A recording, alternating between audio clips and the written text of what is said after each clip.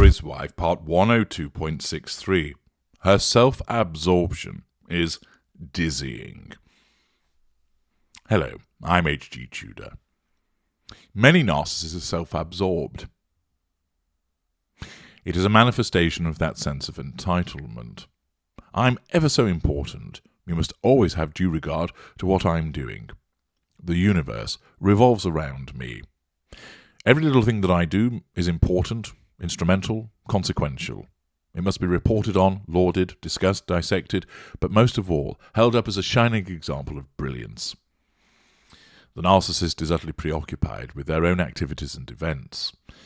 They deem that all of those things are appropriate for the purposes of ensuring that they are the one at the middle of everything. And of course, Harry's wife as a narcissist is no different. But we're going to learn more about that as we turn to an article written by Freddie Gray in The Spectator, with no doubt a very entertaining take upon the recent information from the podcrap that came out earlier this week. The article states, Harry's wife's crazy podcast. Things get heavy in a latest episode of Archetypes. Calling someone crazy or hysterical completely dismisses their experience, says Harry's wife in her strangely throaty professional podcast voice. Perhaps it's because she's trying to sound visceral. Or is it guttural? She doesn't know. She doesn't understand the difference between those two words, does she? It's my observation. The article continues. It minimizes what they are feeling. And you know, it doesn't stop there. It keeps going to the point where anyone who has been labelled it enough times can be gaslit into thinking that they're actually unwell, or sometimes, worse to the point, where real issues of all kinds get ignored. Well, that's not happening today. Cue the intro music. I am woman, I am fearless, I am sexy, etc. To the latest episode of Archetypes, the Duchess of Sussex's Spotify series. I feel pretty strongly about this word, crazy, says Harry's wife. She does. As usual, there are about 9 minutes of over-edited blather and loosely connected etymological observations. The word hysteria comes from the Greek word womb, didn't you know? Before Harry's wife starts a conversation with one of her guests. First up is the actress Constance Wu, who is famous for playing the lead in Crazy Rich Asians, although the use of the word crazy in that context isn't discussed, which is odd. Well, it isn't really, is it? Because yet another schoolgirl error by Harry's wife in saying, we're going to talk about crazy, and here's my first guest. Oh, fuck. Damn. Yes, she was in a film called Crazy Rich Asians. Where's that fact checker?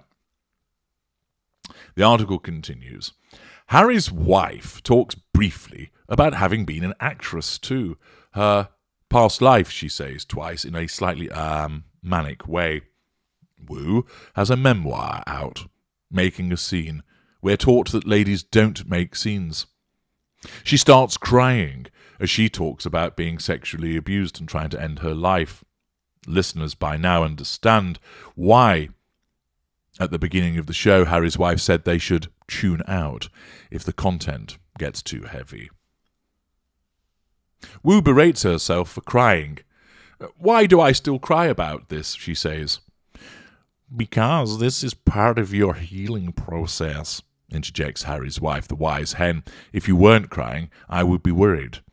Of course, Harry's wife has to bring it back onto her to talk about the healing process, because the fact that one of her guests is crying about something that happened to her, which hasn't been caused by Harry's wife, is actually a source of irritation to Harry's wife. If she had made Wu cry by pressing and probing with certain questions that brought on the tears, all good. Negative fuel for her to enjoy. But where Wu is recounting her own experience, which has brought on the tears, that's no good to the narcissist. Those tears aren't generated by Harry's wife. Continuing with the article, she pivots effortlessly back to herself. I would love to cry this much, but I'm conditioned to still have a different kind of composure. Oh yes, there we are again, exhibiting the absence of emotional empathy. Her guest is upset, but that's a threat to her control, so she has to make it about her. And her form of narcissism causes her to do so by saying, oh, I'd love to cry as much as you, but I'm conditioned to still have a different kind of composure, i.e., my situation is worse than yours. Oh, you've got something in your eye? I have a fractured eyelash. Oh, you've broken your leg. Both my legs have fallen off, but then regrown later. The narcissist engaging in one-upmanship, whether it's better than or worse than, but it must be done in order, of course, to bring control over the subject and draw that fuel. The article continues, I want to feel so deeply it's like an Adele album, she adds, which is an archetype's remark. Wu is gently dispatched, and the conversation moves on to the huge, real problem of medical gaslighting. Harry's wife brings on an expert, someone who I have tremendous respect for, Dr. Nadine Burke Harris, the former Surgeon General of California. My own observation, I should imagine that Harry's wife didn't have a fucking clue who Dr. Nadine Burke Harris was prior to this episode. Harry's wife reveals that Nadine, a friend, of course, once sent her a Christmas present of essential oil from her home, which came in a mesh paper bedding. In the card she said, I just want you to know that to make that mesh and that bedding for the gift, I shredded trabloids, because that's all they're good for. Nothing crazy about that, then. Nadine then explains that women aren't taken seriously when they report medical symptoms, and worse, they then internalize the societal mistrust of women's emotions. This, says Nadine, leads us to mistrust our own voices. The voices. Trust is a big theme of the episode. It's perhaps facile to point out that the crazy archetypes episode is crazy. But it is barking mad in parts. Harry's wife's self-absorption is dizzying. The subtext of every female story ends up actually being Harry's wife's own struggles. You just have to listen, or not, if the subject gets too heavy for you. And this is Harry's wife's mid-range narcissism rampant again. That no matter what anybody talks about, it has to come back to her struggle. Oh, you've had scarlet fever. I had scarlet fever when I was a child, but it was worse than yours. What's that? You were once shot through the leg. I was shot twice through the arm and had a hand grenade shoved up my bottom as well. Yes, lucky to be here. What was that? You were once kidnapped when you were in Peru by the Shining Path guerrillas. Well, actually, I also was kidnapped by them, but I managed to turn things around by talking to them and saying there's a better way of resolving this dispute than keeping me here. I should imagine that anyone foolish enough to kidnap Harry's wife would have the industrial beigeness calling them to give themselves out, which would cause them to give themselves up to the police or the relevant authorities rather than be subjected to that syrupy drawl. But it shows about how Harry's wife's narcissism functions, that no matter what anybody else has to say, she's been there, done it, or she can equate to it in some style. She cannot just sit and ask questions and listen, she has to bring it back to her. The article continues. Harry's wife's last guest is Deepika Padukone, who the Duchess patiently explains may not be a household name all over the world, but she is one of the most famous actresses in all of Bollywood.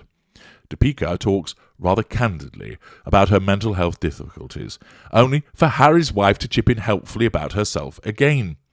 At my worst point, being finally connected to someone that, my husband had found a referral for me to call, and I called this woman. She didn't even know I was even calling her, and she was checking out at the grocery store. I could hear the little beep, beep, and I was like, hi, and introducing myself. Fuck me. The podcast sound engineering team at this point add a little supermarket checkout beeping noise in the background, in case the listener cannot envisage this scene of a therapist in a supermarket being run by Harry's wife. And again, that demonstrates the excruciating obviousness of Harry's wife, that she assumes that the listeners are just as dumb as she is. Harry's wife ends by reading a poem, Breathe, by Becky Hemsley, and signs off with, "As ever, I'm Harry's wife, and I can't wait to be with you next week." Cue the exit music. I am woman, I am fearless, I am sexy. As another woman reads out the credits, Harry's wife, the Duchess of Sussex, is our executive producer. The slightly delirious listener can't help wondering, who is gaslighting whom here? And indeed, because she is a narcissist, she regularly engages in such behaviours. Another takedown of her ridiculous archetypes programme by a serious writer. It's not finding favour anywhere, is it? And that's no surprise. Yet she will fail to see that any of this criticism is valid because her narcissism continues to blind her to it. I'm H.G. Tudor. Thank you for listening.